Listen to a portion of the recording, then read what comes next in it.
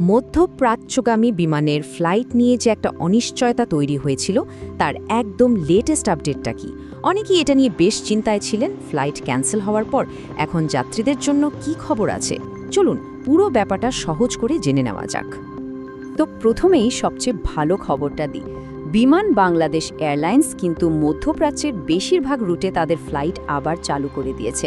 হ্যাঁ, রোববার থেকেই ফ্লাইটগুলো আবার স্বাভাবিকভাবে চলাচল শুরু করেছে। এটা অবশ্যই একটা বড় স্বস্তির খবর। তবে এখানে একটা জরুরি কথা আছে। যদিও বলা হচ্ছে বেশিরভাগ ফ্লাইট চালু হয়েছে, কিন্তু 3টে শহর মানে দোহা, দুবাই আর আবুধাবি, এই 3টে জায়গার ফ্লাইট কিন্তু এখনও বন্ধ।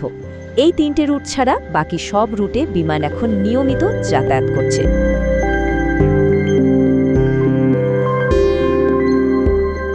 শনিবার সকালে যুক্তরাষ্ট্র আর ইসরায়েল ইরানে হামলা চালানোর পরই উত্তেজনা শুরু।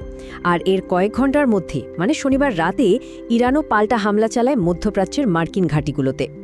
তো এই পাল্টা হামলার কারণে আকাশপথ তখন অসম্ভব ঝুঁকিপূর্ণ হয়ে ওঠে। আর যাত্রীদের নিরাপত্তার কথা ভেবে বিমান কর্তৃপক্ষ তখন ফ্লাইটগুলো বাতিল করতে বাধ্য হয়েছিল।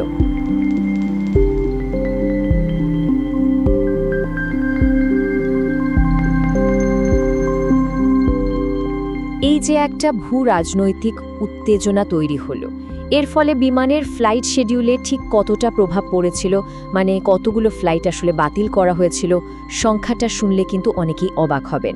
শনিবার সকাল থেকে রবিবার দুপুর এই অল্প সময়ের মধ্যে ঢাকা থেকে মধ্যপ্রাচ্যগামী মোট 54টা ফ্লাইট বাতিল করতে হয়েছিল।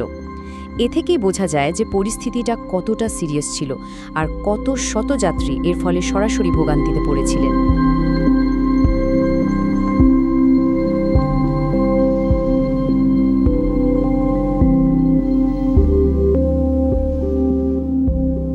এখন তো ফ্লাইট আবার চালু হয়েছে।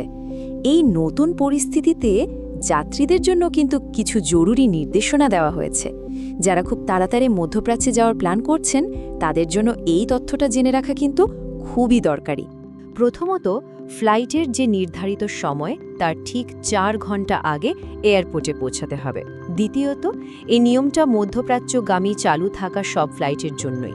তবে মনে রাখতে হবে যে 3টে রুটের কথা বললাম, দোহা, দুবাই আর আবুধাবি, যেহেতু ওগুলোর ফ্লাইট এখনও বন্ধ, তাই এই নিয়মটা আপাতত সেগুলোর জন্য প্রযোজ্য নয়। ফ্লাইট চলাচল তো আপাতত স্বাভাবিক হচ্ছে, কিন্তু একটা বড় প্রশ্ন কিন্তু থেকেই যাচ্ছে।